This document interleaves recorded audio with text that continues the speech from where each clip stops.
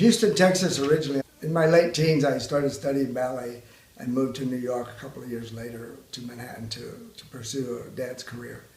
And then I was there about 30 years, and I've been living in South Florida 2 years now. When I was a teenager, I was sexually active already from about the age of 13 or 14.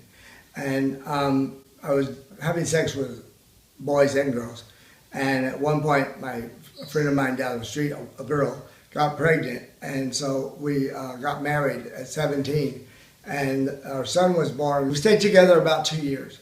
And then when I was 19, we divorced, and I came out and started dating a man. Within that first year, I was in New York on full scholarship at School of American Ballet. When I got the scholarship in New York, I went up there and then went back to Houston and came back. During those brief few months, I met my partner there.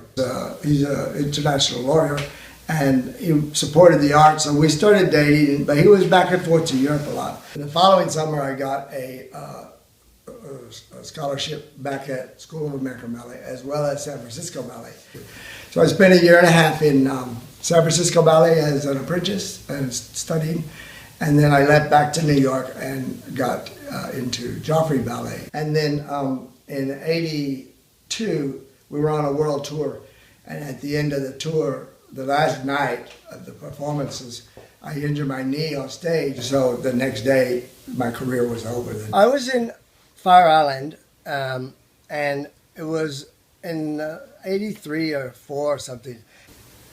There was all this talk about guys starting to die from this pneumonia and this skin cancer. It was unknown, and so then, I had something on my nose. It was from a sinus infection, but I got scared, so I went to the doctor and had the HIV test. And that period of waiting back then, it was really long, and it was all anonymous, but it was excruciating because, the fear of not knowing.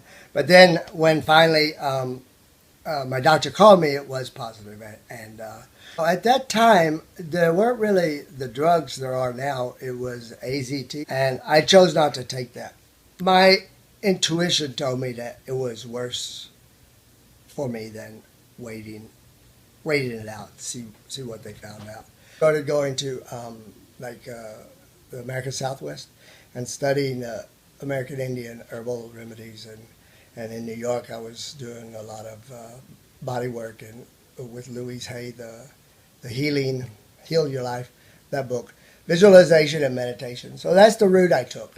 When I found out I was positive, I had some trouble accepting it in the sense that I had to change my lifestyle, and that was difficult. My son came to live with me a year or so after that. He was 12 or 13, and he saw the people around me dying and the funerals and people talking about it. So and we never had a direct conversation about it, but just from the environment, he picked up and knew what was happening. And I can't speak to how he dealt with it internally, but he was exposed to a lot of death and difficult things, at a very early age. I started drawing just simple line drawings while I was recuperating on the couch in my apartment in Manhattan. Put the headphones on, the music, and just start making lines. I had to find another way to express what's going on inside me. That's how I got from dance, painting. I did enroll at the Art Students League in New York, and for about 4 years. And when I arrived there, the teacher told me that I had already found my own voice as an artist. If you look at the span of the 30 years of my painting, none of them are very similar in any way. And what I do is sort of documentary with what I'm going through at that moment, that period of my time. I have a sort of a thing an idea I want to express, but I don't see a picture. And I just start putting paint on there, forms, shapes, with different color, whatever I choose.